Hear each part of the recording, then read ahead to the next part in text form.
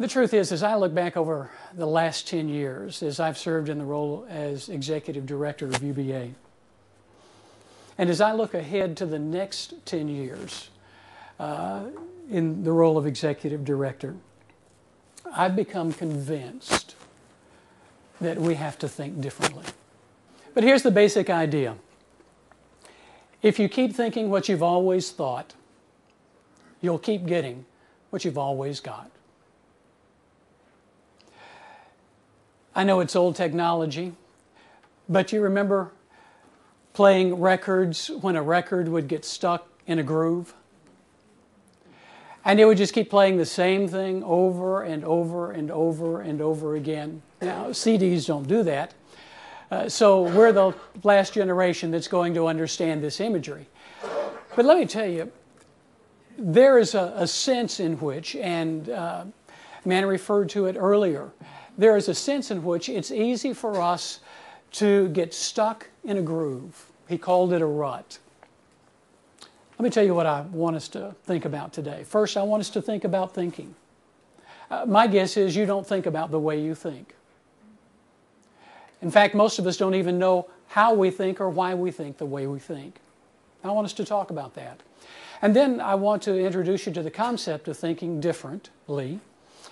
And then I want to look at some of the implications of that for us as Union Baptist Association. One of the most helpful ways of framing things for me comes out of Stephen Covey's 7 Habits for Highly Effective People. And he introduces a model for the way we do things. And it's called the See, Do, Get model. He said, what you see influences what you do. And what you do determines the results that you get. So we see, we do, and we get. And then Covey asked the question, so how do you change the results that you get? Well, in order to change the results that you get, you have to change what you do. But you will never change what you do until you change the way you see things. So if you keep thinking what you've always thought, you'll keep getting what you've always got. The folks that have the hardest time being creative in their thinking are deeply religious people. And the reason is, being creative requires that you suspend your assumptions and your beliefs, and everything that we are taught as believers is that we look to a higher authority. That higher authority is right, and the most important thing is to be right and to depend upon the higher authority. So we defer to that. I was amazed as I read over and over again that the folks that have the hardest time being creative are deeply religious people, folks like you and me. Remember the Jews, the disciples of Jesus? When Jesus came along, he talked about the kingdom of God, and he was the Messiah.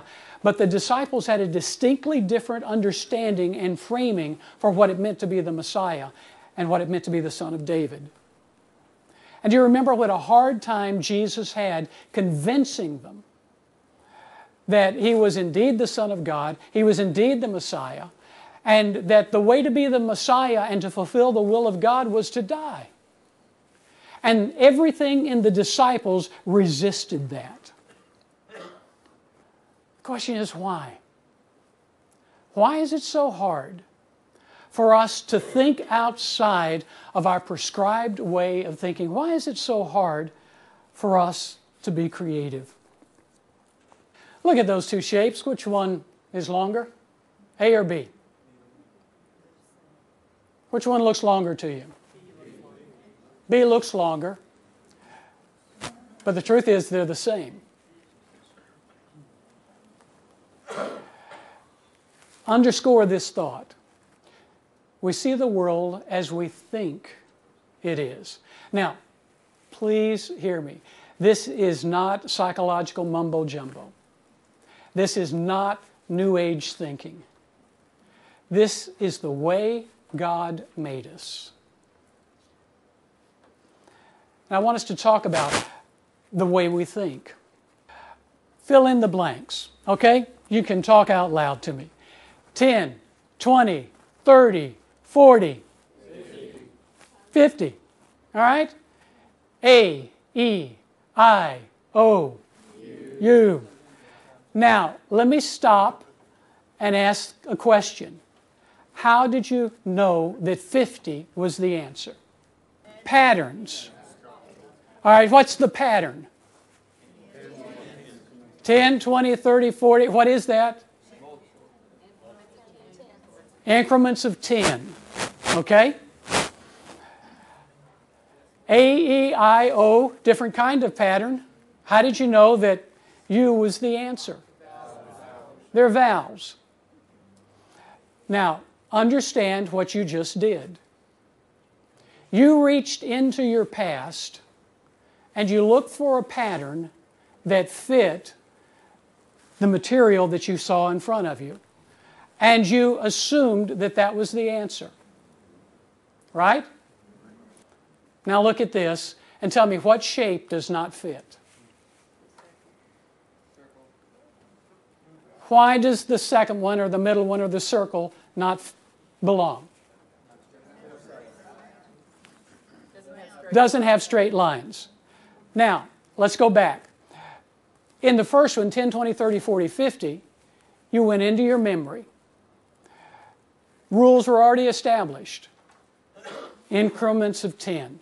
A-E-I-O-U, you went into your memory. And you had to apply a different kind of rule because now it's a different kind of thinking. It's A-E-I-O-U. We're going to vowels, not numbers. Now you're determining what fits and what doesn't. Now you're making up the rules. And you're saying the circle doesn't fit because it doesn't have straight lines. So you're making up the rules by which you make decisions. Now, you were still drawing on patterns. You were drawing on shapes, and they're lodged in a part of your memory. And the mind instinctively views the world in patterns. And so we take lots and lots and lots of information in all the time, and a way of sifting and sorting is to put it into categories or patterns. And it becomes a shortcut to processing new information. And the mind does this unconsciously. You don't have to think about it. You just did it. Now, this is really helpful. Let's say you walk into a room. You flip the light switch. No light comes on. What do?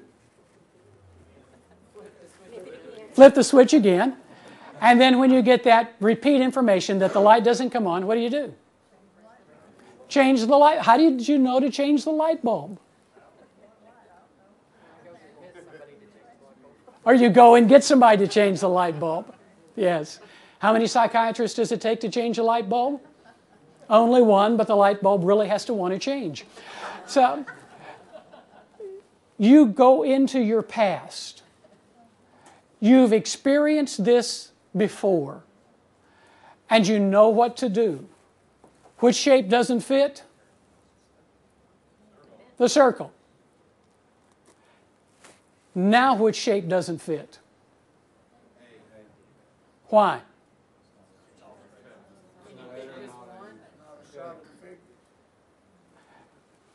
All right. How many say the A doesn't belong? Why do you say the A doesn't belong? It's not a shape. Is it a shape? It's a sound.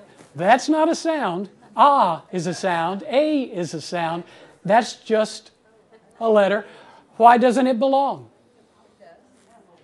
Because in our mind it's an alphabet, not a shape. Because in our minds, it's part of the alphabet. It's a letter. It's not a geometric shape. It's still a shape. It's not a geometric shape. We recognize that as belonging to something else. Now, you realize you've just changed the rules. Because a minute ago you said the circle didn't belong because it didn't have straight lines. Does the A have straight lines? All straight lines. You've changed the rules. And yet you knew you were right.